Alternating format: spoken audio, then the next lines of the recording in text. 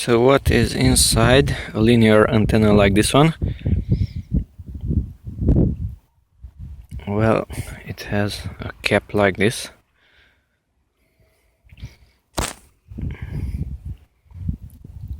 And it looks like that. So at this point you can take it off here, and inside this one is totally empty, and the rest looks like this.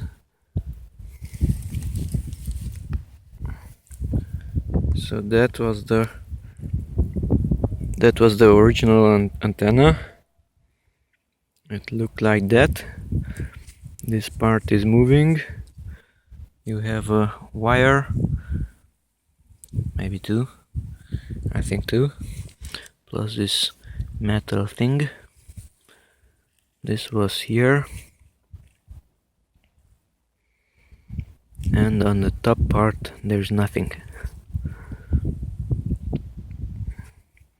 So that's inside the linear antenna. Here this part is moving, and basically you are twisting that wire, that cable, when you are bending it.